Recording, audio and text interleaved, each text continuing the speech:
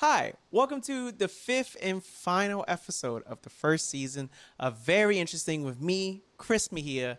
Thank you so much for tuning in to the season finale. And of course, since it's the finale, I had to end with yet another amazing, fantastic guest. My guest on the podcast today is Mariah Lee, a 5-year professional soccer player currently with the DC Power Football Club, which is a part of a brand new soccer league that's starting this year. The USL Super League, which is America's newest top flight soccer league that is kicking off August 16th. There are 8 teams in the inaugural season, and all of the games will be streamed on Peacock. So you should definitely watch because 1, we should all support women's sports. 2, because we should support Mariah. And 3, with our support, this league can expand and continue to be bigger and better. If you like Mariah, which you definitely will, you should check out her column because she is a freelance writer who specializes in the intersection of sport, race, and gender. She's currently a columnist at 41 Mag, which you can follow on Instagram at 41 Mag, or go to the website where you can find her column, Soccer She Wrote. If you want to check out the older blogs of her column under the same title, you can go to 2centsfc.com. You can also follow Mariah on Instagram at Murder She Wrote, with murder spelled MERDA, and then She Wrote, to follow her on Instagram. In this episode, we just talk about her experience being a pro soccer player, not only here in the U.S., but also internationally, and just the state of women's sports and how we as regular people can be good allies to women who are athletes and how we can support women's sports in general. And before we get into the episode, I just wanted to say I've been wanting to make a project like this for years and years, and I set out a goal to at least do 1 season and make 5 episodes. And I'm really proud of the level of quality this came out and the fact that I actually did it. And I just want to say, I know I've already said this, but seriously, to everyone who, whether you just watched 1 episode or you listened to the entire season, seriously, it means the absolute world that you have supported this. I want to make a second season. I want to make more of these episodes. This podcast was a lot of work. It was a lot of work. And honestly, right now in my life, I'm focusing on moving states. So it's probably not going to be for a while, but I do want to make a second season. I've had people reach out saying that they love this, and that has motivated me to definitely want to make more. So if you enjoyed watching or listening to this podcast, let me know. Tell me. That's going to put pressure on me to make more on these. And that's what I want to do. So seriously, to everyone who followed, subscribed, reviewed, rated, listened, watched, I so greatly appreciate it. Thank you so much. I will make more. I might make a couple bonus episodes before the official season 2. Who knows? But I seriously appreciate your support. One heads up I want to give is that something happened with the audio files, that there was a ringing noise. So I had to resort to just one audio line, which doesn't sound as high quality as the other episodes have been. So I'm sorry if the voice tones sound a little weird. I appreciate your patience when you're listening to this episode. But without further ado, the 5th and final episode of first season of Very Interesting.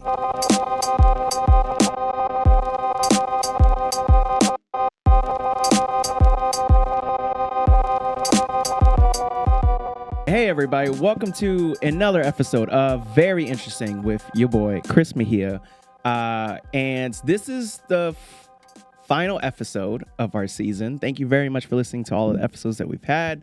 And of course, to end the season, we have to have an amazing guest, which we always do, but especially in particular, a super amazing guest. Our guest on today is an incredibly talented soccer player, former champion at Stanford, has played overseas and has played here in the States, and just came back from playing in Australia to play for the FC Olympia team. Please give a lot of love to the amazing Mariah Lee, everybody. Thank you so much for coming. I know it's awkward. It's just me. I never, each time I always just like clap and I'm like, what am I doing? I'll just have to add like applause and post. But thank you very much for coming on the pod.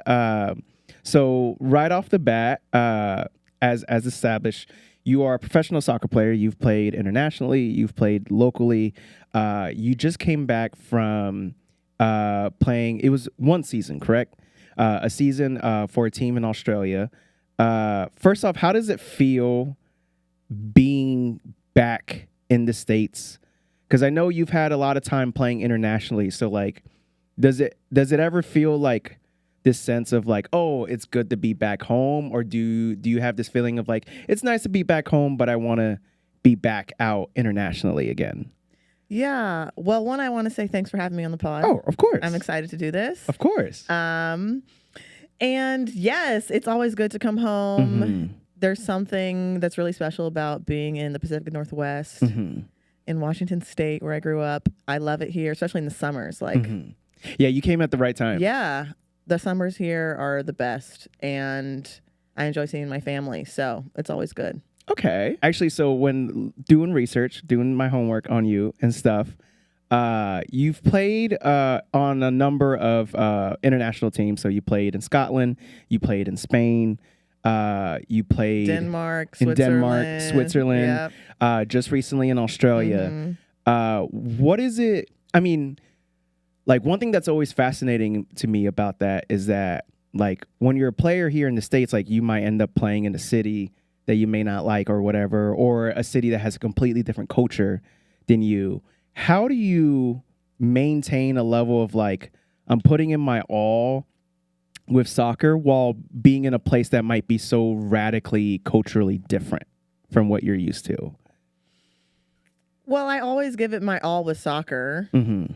So being somewhere doesn't really change the effort I put in. Right. But off the field, I can be super bored. Mm-hmm. And I can feel like I don't fit in, or there's not a lot to do, or I don't have a lot of fun, or I'm in a really remote rural place. So all of that stuff kind of dampens my experience. It's not what I probably imagined and not what a lot of people think happens. Like the reality of a women's soccer player isn't as glamorous as what normal people probably think. Right. But I mean, I'm there to do a job. So I kind of push through those, unfortunately, kind of cities that aren't even cities. Like I've been up in the Swiss Alps, lived in like a little village, like an hour away from like a city on public transportation. I've lived in like rural Denmark, an hour from Copenhagen with just like farms and old people. So it happens. If you're playing in a place that like when you're not in the middle of like practicing and playing and stuff, and you're in a place where there's not a lot to do, so then you're like bored or anything like that, does it make it harder to play for that team? Or is it something of like, does that not really affect how easy it is to like get in, like, for lack of a better term, like game mode or something where you're like able to put it all on the field? It doesn't really affect my mentality in being ready to play. It would, I would say, not make me want to resign. So like all those places I did 1 year and left. Right. But I can switch on. Like if you're an athlete, you have to be able to switch on no matter what's going on the outside. That's a very good point. And the reason why I asked that is because it's always entertaining. Like, for example, here in the States, of like when like in the NBA, people will be like, yeah, I don't want to go play for OKC. Like, I don't want to go to Oklahoma City. I'd rather play in a place that has like a lot of things to do, like New York or LA and things like that. And I've always wondered if like when it comes to internationally, if they're like the what's the word I'm looking for? Like the fact that it's international, even if it's like a small place, but you're like internationally playing, if that adds a level of like allure to it, or does it not really matter where it is? Like if it's just like in a place where culturally it's so different and there's not a lot to do, it's still like a hard thing to have to deal with.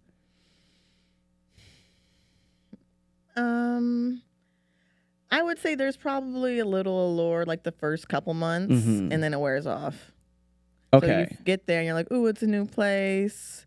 And then once you realize, oh, yeah, I'm stuck out here. There's no culture. I don't speak the language. Right. My teammates have stuff to do on the weekends, but they have a whole life. I don't have a life, so it's very different. Right. Yeah, it wears off. I would say, though, when you're talking about male athletes wanting to go to these major cities, it probably makes it harder for them to keep the distractions out of their game, I would imagine. Right. Like, So if it's you almost go to OKC, there's nothing else to do. You don't have distractions. You're more focused. I would Right. assume. right. So that's an interesting point where like if you're in a place that there's quote unquote less distractions, you're able to actually focus more on your game.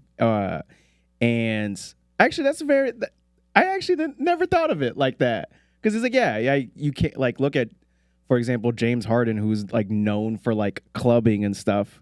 But like if he was in a place where that wasn't really abundant, he probably would have been better. But okay, that's an interesting point. I didn't even think about that. Where has been your, out of all of the places that you've played, where has been like your favorite place that or favorite team that you got to be a part of? Those are two different questions. Favorite place was Huelva, Spain, southern Spain. Huelva was a smaller city, but there was enough going on. And just in the region, in southern Spain, it's beautiful. I got to travel to Granada, Sevilla, a lot of these really historical, I'm like a history nerd, a lot of historically relevant places with beautiful architecture. And I spoke a little Spanish, and it was warm. So before I went to Australia, Spain was the warmest place. Really? Yeah. Was Australia hotter? Australia was hotter, yes. Okay. But I was there in the summer. I wasn't in the summer in Spain. Oh, because we started late summer, fall. Yeah. And before that, I was in Switzerland, Denmark, Scotland, Seattle, just cold and rainy. Yeah, that makes sense. Yeah. Okay. So then that was your favorite place. What was your favorite team? My Danish team, FC Nordsjælland, we got along and we had amazing coaching. And that was my first female head coach. And she was the best coach I've ever had. Really? Yeah. Even like when looking back into like collegiate and high school, that was your first female head coach, yeah. And interesting. So we talk about representation, we talk about diversity. It's real. Like, there aren't a lot of women. There aren't a lot of people of color. I mean, she's Canadian. But I think there's rightfully so a push to have more diversity in soccer. And I think she was the best coach I had, because they'll hire a man and they'll be like, oh, you're a guy, you played soccer, done deal. Right. Whereas if you're a woman, you have to prove it. So she went to the Olympics. She won a bronze with Canada at the Olympics. Oh, hell yeah. And she played at a high level. She played in the NWSL. So she knew her stuff. Whereas the guy coaches, they don't even run a background check. Okay. So first off, forgive me for my ignorance. Because I just naturally, and I think unfortunately a lot of people probably make the same mistake of just assumed like in women's sports is you see a lot more like coaches who are women and stuff. I guess the first question, and I apologize that this is probably an annoying question or a dumb question, because the answer seems obvious. Like,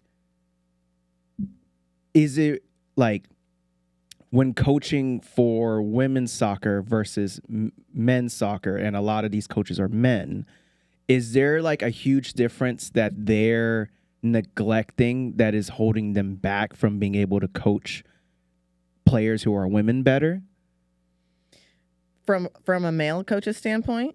Or just like, I guess like from your standpoint as a player, who you've had lots of men coaches and then finally having a coach who was a woman, like what was it about that experience of finally having a coach who was a woman who like you felt like you could only get from a coach who was a woman? Well, one, I would say outside of that, she knew her soccer more than the men, because she played at a high level. A lot of the male coaches, if they played at a super high level, they would want to coach on the male side because you can get more money. Right. So, for instance, my coach in Australia, he told me straight up, he was like, I wouldn't be able to coach at this level on the men's side because I only played I think he played some semi-pro. I don't think he played pro. And he goes, if I wanted to coach on the male team here, I would have had to have international experience or be on the Australian national team. And he wasn't. So that's the caliber of coaches that you have that's expected on the men's side. They don't expect that on the women's side. So it's not even, and correct me if I'm wrong, it's not even like a because they're a different gender, it's different. It's more so they're not even like as qualified because they Yes. haven't hit a certain level. Yes. But the assumption was, oh, this guy can coach women because women's soccer is a lower level than men's soccer. So you can get guys who played, at a lower level, yet they're good enough to coach the women. Right.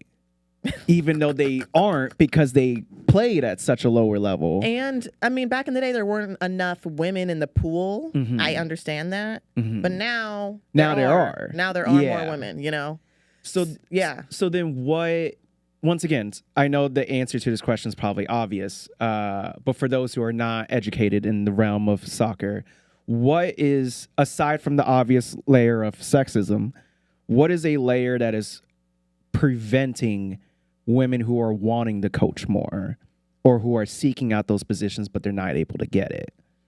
Well, one is previously there weren't as many professional leagues and teams for women. So there weren't as many women who played at a high level outside of just the national team. Right. Two, there wasn't enough money in coaching to make it worthwhile.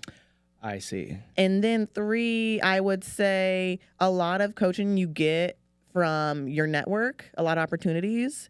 So this is just in the real world. If you're a guy and you're looking for someone, you're going to look for someone you want to mentor or hire who you see things in that are similar to yourself. Right. So it might be like, oh, he reminds me of me when I was back in the day, or my younger brother, or I just know him through this network and it's a male network, Like a lot of times coaches will hire former players. Right. Or they're going to hire someone they know through, like a mutual person they know. Right. So like that. But now with leagues being more established on the women's side, they are doing a lot of times reduced coaching courses fees. So you can like get your licenses at a reduced fee or free. Like a lot of countries, if you play so many years pro, you get an automatic C license or whatever. Right. And you need all the licenses to coach at high levels. Oh, interesting. I didn't know that you needed a license. I just assumed to coach, you just had to get like hired by the team. Well, nowadays, some say you have to have certain licenses, but to be hired at a high level, it's kind of expected. You can get around it. I see. But like if you're super high profile, they might get around like people are grandfathered in, like if they've been coaching for a long time. Right. But so there's no actual standard. I think there should be, but you like to be a pro head coach, you need at least like a B license, right, to be even considered. Like some sort of like when a job requires a certification, yeah, exactly, to show that you know the baseline minimum. That's interesting. I legitimately did not know that you needed, or at least that it's like good to have a certificate. So then I guess the next question I have is for coaches who do you notice the difference between coaches who have, in terms of years of experience, have that, but they may not have the certification, versus coaches who have the certification, but they don't really have an abundance of experience?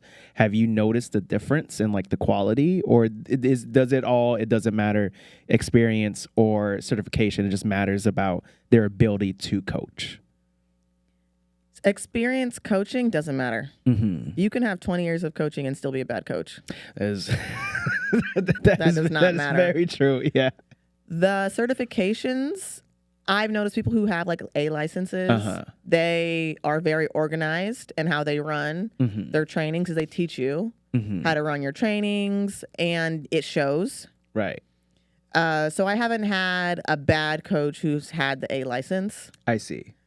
But that's good. The biggest probably factor is their playing experience. If they played at a high level, that translates, because they know the game at a high level. Right. And they're not just basing it off of what they read or what the seminar said or XYZ. Right. Yeah. It's like the difference between probably someone who like right out of like high school or college immediately start working at a business versus someone who's never worked anywhere, but then they went to like grad school or whatever. And they're like, yeah, maybe the theories on paper and stuff, but execution is always different than how things pan out on paper. What is something of like, considering like you've played for different types of teams and stuff, what have you found in your experience to really be, and actually, in fact, and another reason why I asked this too, because at your time in Stanford, the team won the national championship. So coming from a championship caliber team to playing for so many different types of teams, what is something that you have found to be like, I guess first off, like when you arrive to your team, can you tell like if that team is going to be like, oh, we got it. Like we have what it takes, regardless of how the season goes. We have what it takes to like go far. Like when you arrive, are you able as a player to kind of sense that, or is it one of those things where like you can have good chemistry and stuff, but like who knows how the season's gonna go? You can't tell. There's so many factors. You can't just be like, oh, we're gonna wipe the floor, because you might feel good, but you're in your little bubble. You don't know the competition. Right. That's very true. Yeah. So there's no way to tell. However, like at Stanford, my freshman year, I had no idea. You know, I was like, this is intense. Everybody's good, but I don't know how the competition is. By my senior year, because I've been there, I've been to Final Fours, you know, right. We've played teams after teams for 3 years at that point. In the lead up, I'm like, oh yeah, our main goal is the national championship. We're doing everything we can. Right. So that's in the spring leading up. All of the seniors were like, we're doing it. Right. And then when we get there in August, all the freshmen come. We're like, yep, they're good. We're going to roll with it. We started playing games. We're destroying the competition from day one. And we're like, we're winning this thing. We're breaking records. We're winning this thing. Right. So we had a feeling, we had momentum the whole time. But that's because I had been there in the environment and I knew what the competition was like. Right. So that brings up a good point of like, so many times you'll see in so many different sports where like players are so incredibly talented, but then they have a reputation of like, oh, in the playoffs, they disappear or whatever. How have you individually found a way to not let the pressure get to you? Because sports is very interesting. And the reason why I ask is because sports is very interesting to me, where it's like you have to like rise to the occasion. And like comedy is very different, where like theoretically no one bad show is going to like destroy my career unless I like say some real heinous shit on stage. But no one bad set is really going to define my career. So there's kind of like this safety net of like, it's okay if I do bad at this show, there'll be another show. Whereas like in sports, there's so much on the line with each individual game. How have you found to not let that pressure of like, this game is a make or break game for the season or whatever the instance may be. How have you found to not let that pressure get to you? Soccer, compared to a sport like basketball or something, I would say is different. Maybe it's a little easier. I don't know. I just say that because I've played soccer at a high level. Yeah. But it's a team game, so there's more players that contribute to the final outcome. Right. Than if you're like the star on the basketball team and you flop, the team's going to flop. I see what you're saying. So I don't really think about it as I have to do X, Y, and Z. If I just go out and have a good game, right, we can win, we can tie. There's not as much on one person. Maybe if you're a goalie or something, it might be a little different, because if you mess up, it's in the back of the net. Yeah. Or like I'm a forward. So we can mess up. We just have to do something incredible to get recognition. I see what you're saying. But I don't have to do something incredible to win the game. I see. So it's a little different. The only time you feel like immense pressure per se is like a PK. So that kind of is equal to maybe another sport where it's more individualized. And in that moment, you kind of have to go in and the thing is, you self-select to step up. So if you really can't handle the pressure, you wouldn't even decide to take a PK, or the coach wouldn't even put you up there. Oh, interesting. Yeah. Okay. Unless it got crazy where they go to like the 10th kicker and stuff, but that really rarely happens. Right. So you kind of know if you can handle the pressure or not. And then it's also the coach, like if it's at the end of the game and the coach has to make the 5. I've heard before, like watching World Cups, the coaches were commenting on the game, or maybe it was an analyst, and he was like, coaches should pick players who are okay missing. Interesting. Yes. So, yeah. And I believe that. Like, if you know there's a player and they're not going to be able to live with missing the PK, don't put them in the 5. You want someone who's resilient, who's thick-skinned, who's going to not take it to heart. Right. But, well, when you're up there, it's you're nervous. Yeah. There's nerves. Right. And there's time to think. Whereas in the run of play, I might be nervous before a game. But when I'm playing, it happens so fast, you don't even have time to think. Right. Like when I'm doing a move, shooting, it's like bow, bow, bow, bow, bow. You're just in, they call it flow. You're in your flow. Right. You're not pausing and thinking, what if? Right. You're in the pocket, basically. Yeah. Yeah. But yeah, if you're up there taking a PK, I mean, right. You're feeling the heat. That's okay. So you said 2 things in particular that really struck out to me, which is one, the whole like that's a very good point of like, you're always going to have nerves. Like no human being is never not nervous 100% of the time. Like every big moment, like maybe the frequency of the nerves goes down, but like, and in what is probably going to be a high stakes moment, you're still going to have those nerves. So that's actually an interesting point of like, it's less of like, how do you not get nervous, but probably more of like how to just be in the pocket despite the nerves. But then the other thing you said was very interesting was the coaches picking people who are okay with missing. Because that's a very good point of like everything in life, but especially sports, is trial and error. And you're just going to be days where you're going to be crushing it out there. And there's going to be days where you're not going to have a good game. And so I guess that's one thing I want to ask after hearing that is, how do you build that or how have you personally built that resilience of like, if you had a day where you had a bad game, you're like, I'm not going to let this get to me. Because like, I understand that you said that with soccer, since it's so much of a team sport and in your position, it's not super, super pressure of like, if you as an individual may not have a good game that day, that the whole team fails. But despite that, how do you still have that resilience of like never letting a bad game, if you have one, like prevent you from then building like for example, like having a bad game and not being able to bounce back, basically? Well, one, it's about perspective. I really don't have quote unquote bad games. Like I don't see it in a way maybe other people do.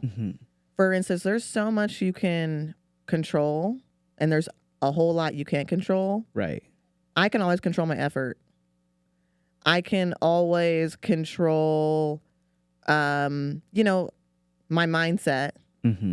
So for me, that goes a long way. If I'm working my butt off, and I miss some shots, is it really a bad game? It's about perspective. That's a very good point. For me, I feel the pressure more in environments where I'm walking in, and I like this, and I'm not the best, and I want to be the best, but I got to prove something. Right. So that's when it's pressure, because it's day in, day out. A lot of times, like at Stanford, I probably felt the most pressure. Second was with the rain, because those are the highest teams and amount of talent. Like there were so many good players. The coach could choose who we wanted to play and we'd still win. Right. So to separate yourself from your position mate, there's pressure. And because soccer, the subbing rules, now as a pro, I mean, if you're a forward and you're not the second person in your position, you're not touching the field. or you might get Interesting. 5-10 minutes. In 5-10 minutes, you might touch the ball once. Uh-huh. So you want to be starting, or you at least want to be the second person where you're going to get Right. 10-15 Subbed minutes. in and stuff. Yeah. Yeah. And then in that time that you're subbing in, you can kind of show your skill. But Okay. I know, like, having to walk into a place. So when I made the rain, Mm-hmm. I came on trial. Trial means like an extended tryout. Right. And I came in, and a lot of the other trialists entered the draft and then didn't get drafted, but coaches knew who they were. Right. And then they invited them to come trial. So they're I like, see. hey, there's something there where, like, we want you to come here. Right. For me, I just showed up. Yeah. And they didn't know anything about me. Mm-hmm. And so from there, I had to go, I'm good enough to be in the roster. Right. And when you're in that position, you're not getting reps. You're on the sideline. So even to have the opportunity to show yourself is hard. Right. Like, Just to even get your foot in the door. Yeah, you're totally Yeah. discounted. Like, I'm a forward, but they'd be like, oh, we need extra defenders to defend the forwards. Uh-huh. Defend them. And I'm like, how am I supposed to show what I can do? So those situations, I have to lean on, I know what I bring to the table. I'm Right. confident in myself. Right. If it doesn't go my way today, I'll get some sort of opportunity. Right. I just have to be confident enough to capitalize on it. And I Right. feel like the belief goes so far. Yeah. Oh. Belief goes Yes. so far. Because I'm like, if nobody believes in me Right. and I don't even believe in me, Right. If I don't believe in myself, then nothing's who's yes. going to? Yeah, nothing. I might as well turn around right now. Right. So I believe in myself 100%. Right. That is so. The reason why I laughed when you said that is because in comedy, so many like of my homies who also do comedy, we always joke of like, oh, how much further in life will we be, or how much further in comedy will we be if we had the delusion of a straight white man? Of just like, you'll see so many of these straight white male comics who are like maybe a few years in, and then they're like hitting up bookers to be like, I can feature. Like, they don't even have 3 minutes, but they're like, yeah, I can feature. I could do 20. I could do 25. And like, that's such a good point of like how like for example, in comedy, there'll be so many people who are the most talented comedians I'll know, but they're just like, man, like, I don't know if I can do it, or things like that. And like, that's so true of like, what can often separate someone who's successful and someone's not is that ability of believing in themselves. Because it's like you said, no one else is going to believe in you. So if you don't believe in yourself, like, why should other people believe in you? And that's such a good point of like, you never know when the moment's going to come, but when it comes, you have to be ready for it. And that was why I wanted to ask questions about like, how do you not let the pressure get to you and stuff. Because as a spectator and a fan of sports in general, I've always found it so impressive of how players, regardless of whether they're stars and they're constantly starting or they're a backup, of like, when the moment comes, you have to step to the moment. And I think, yes, like as fans, we often will criticize players and stuff, but like, I feel like we often just don't really understand the psyche that goes behind like, you're here in the moment, and you have to step up. So it's just, I love that you said, to bring it home. I just love that you said that, because I think that's something, I mean, in life in general, that it applies to no matter your career, but like the importance of like, I have to root for myself. I have to believe in myself. And then you also said another interesting thing too, of like that feeling you get of like, there's so much talent on this team. I want to prove myself. In comedy, whatever, I'm on a show where I feel like I'm the least funny person on the show, all it does is motivate me to want to be better. Whereas when I'm on a show where I know I'm the funniest person, it's cool. It's cool to be the one who's like, let me show y'all how it's done. But there's the element of like, I don't feel like I'm pushing myself as hard as when I know I'm the least funniest person on the lineup and I want to show I can hang with them. It sounds like you kind of feel the same similar thing of like when you're on a roster who you're like, wow, there's a lot of great players here versus a roster who you feel like you're one of the top dogs. Do you feel like when you're on those higher talented teams that like it brings that kind of like level of healthy competition for yourself to kind of push yourself, or does it not really matter and you're the kind of person who you're like, I'm always going to give it 110% no matter who's on the roster? I always give it my all, but you got to be sharper. You got to have a better focus, a higher level of execution when you're on those teams because your margin for error is so much slimmer. Right. Because if you're coming in there and you're perceived to be not a good player, right, then if you make a mistake, in your head, you're like, oh, that's a mistake. For them, it's like, oh, that's normal. Where the other girls who are perceived to be the best, the most talented, if they make a mistake, it's like, oh, that's uncharacteristic.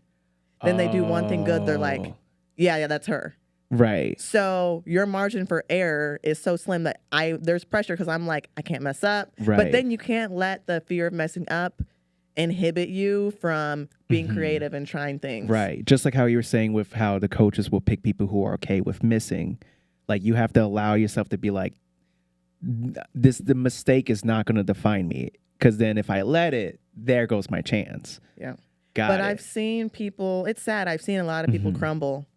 A lot of people freeze up and then you can just see it just messes with their head. And then it's like a downward sinking spiral. Like people get the yips, basically. What's the yips? Have you not heard that term? No, what's the yips? The yips, it's like a common term for like when, like, for example, a player gets injured and they just can't regain whatever like sport they're playing. Like a common example is in basketball, a player will get injured and when they come back, they just, even though they're physically fine, mentally they just can't get that jump shot back that they used to have.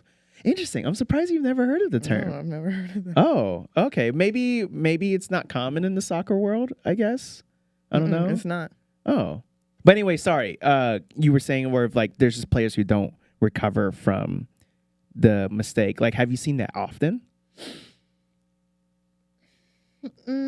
It just depends on how intense the environment is. In the States, it's more intense, so I see it more in the States. Abroad, you can see it with the younger girls. Yeah. I see it with the younger girls. Yeah. To pivot, because we're getting short on time, I did want to ask, so obviously, I don't even want to say that women's sports are rising because I know it's always had a dedicated fan base and it's always been having support.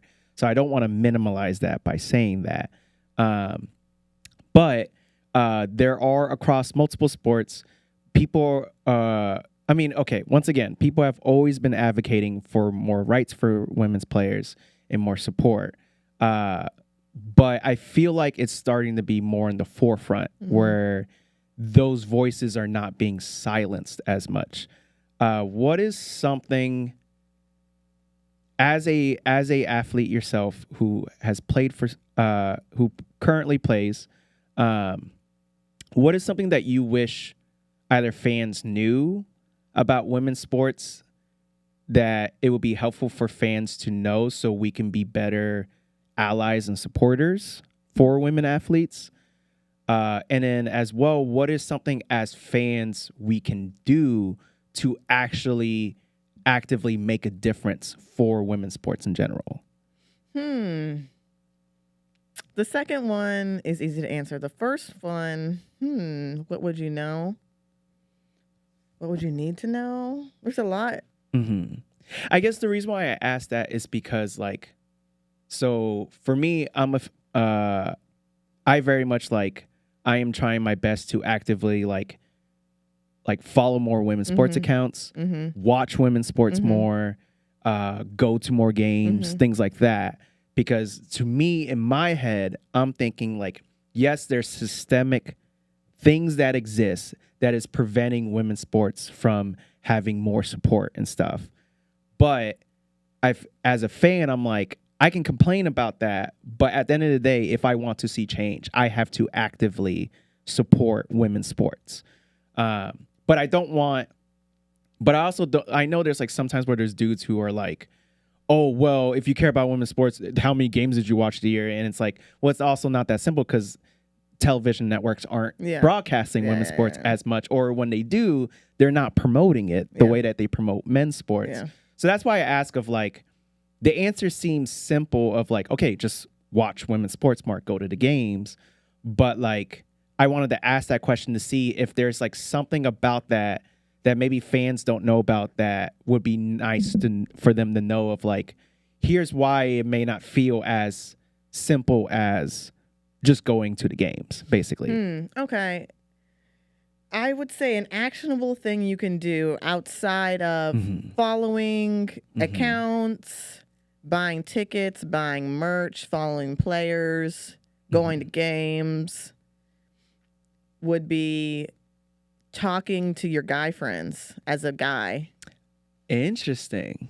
And I trying think I see to what you're saying, dismantle those narratives around women's sports. Right. Where guys get together and they shit on women's sports. Right. Or, which I think hurts the sport, is when guys are like, oh, I could do that. I could play at that level. They're not that good. Right. No, you couldn't. Sit down. It's like they're a pro for a reason. And just because guys like, oh, I'm faster, I'm stronger, blah, blah, blah, blah, blah. No. Right. So those sort of narratives, as a guy in those circles, nipping those out would do a lot. Right.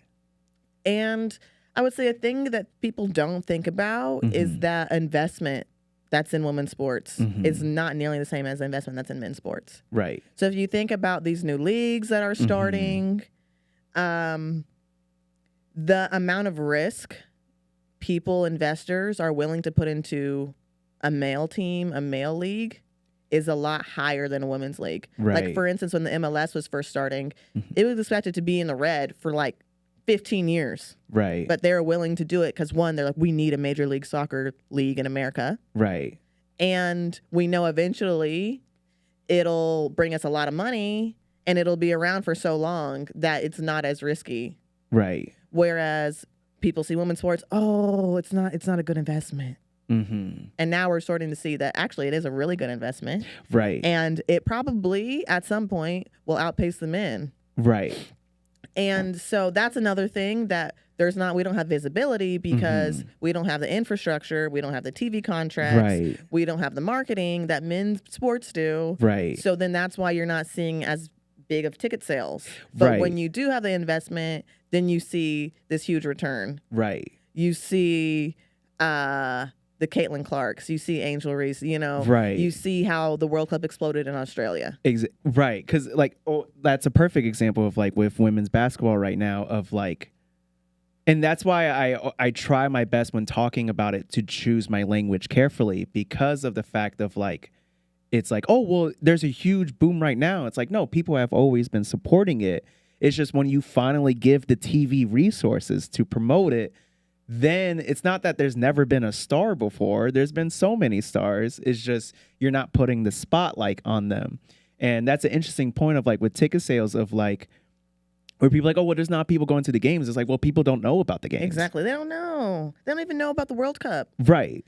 The Women's World Cup, I was so frustrated the last one because I wanted to watch because it's the World Cup. I don't care the gender. This is such a moment in time. And I felt like if it wasn't for the fact that I was going out of my way to find out when the games were, I never would have known. Yeah.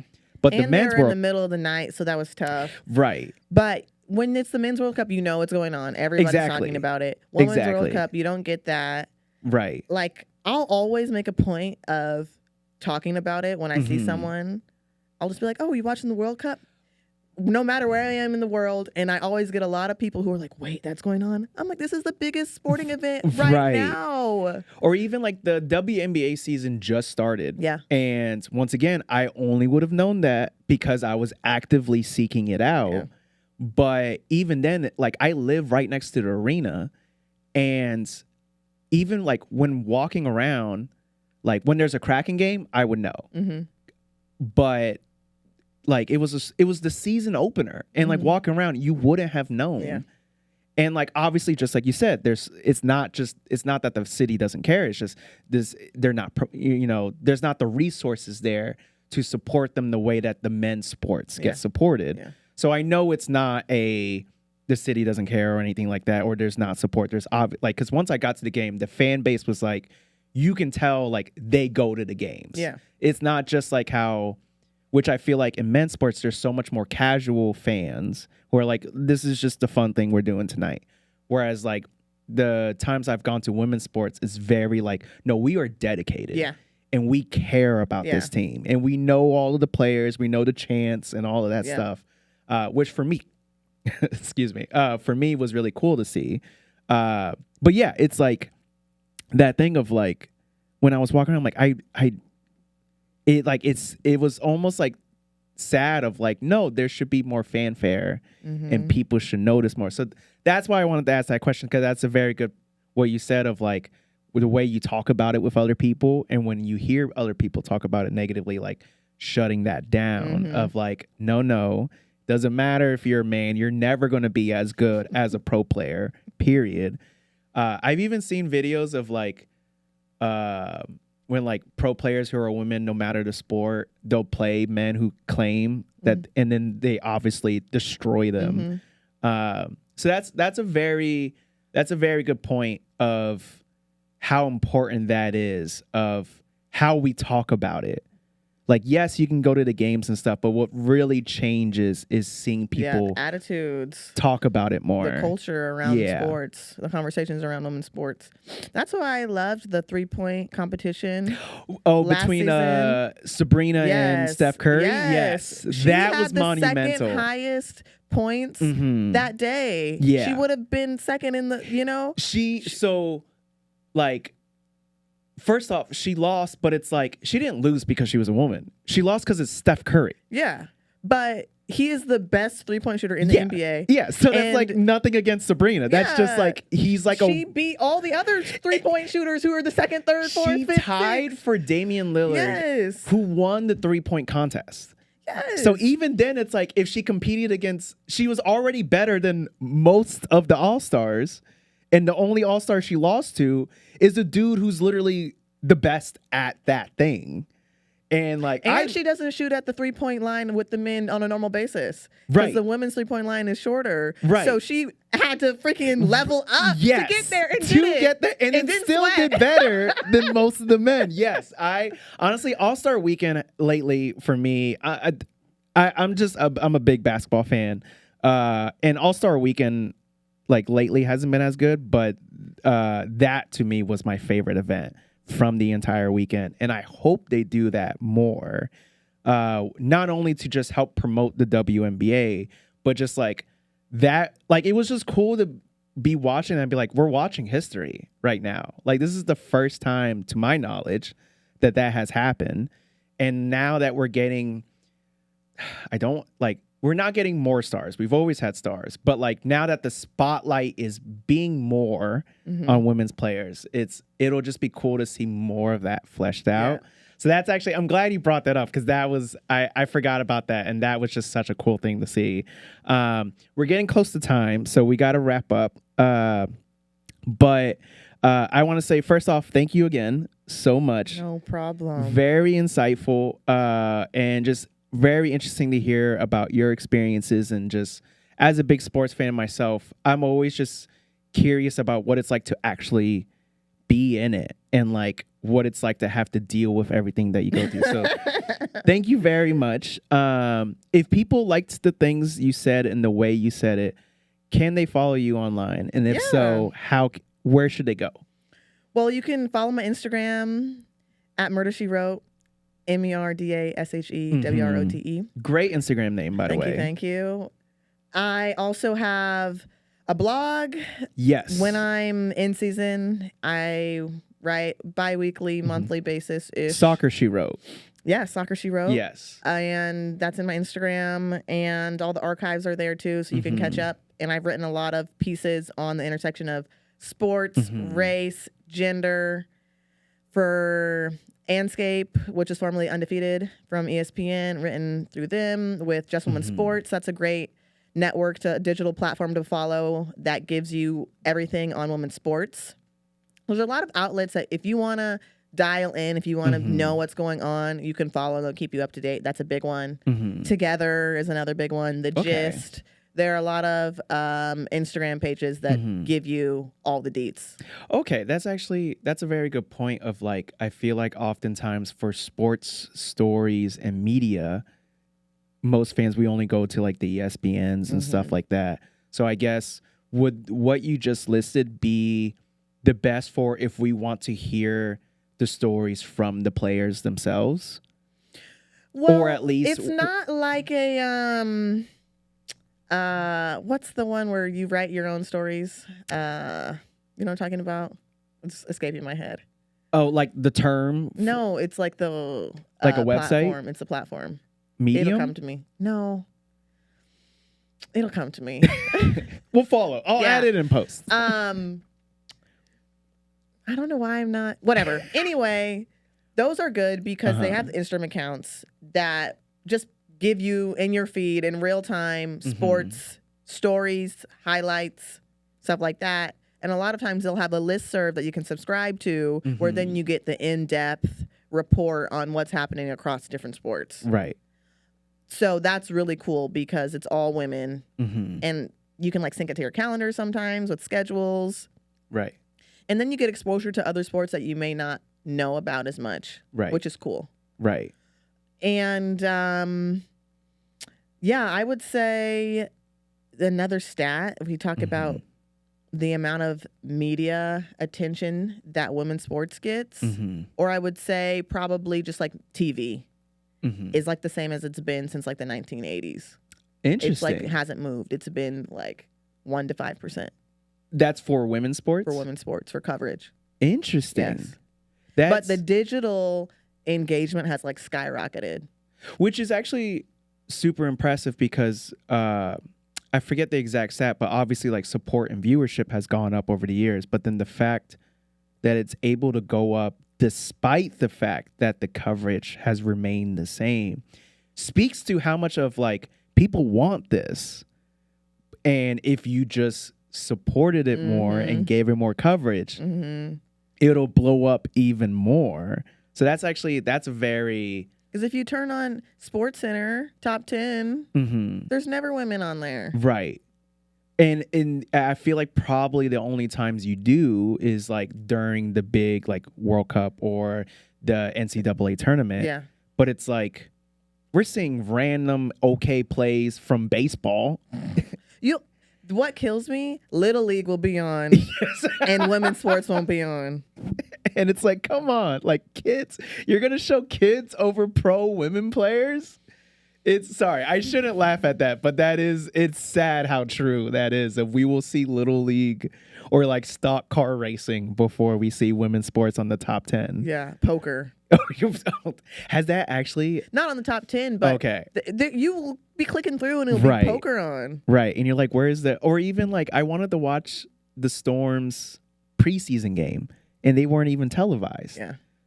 And like, that was one of those things where I'm like, okay, I shouldn't be surprised. I should be aware of the world we live in. But also, how do you not have preseason televised is insane.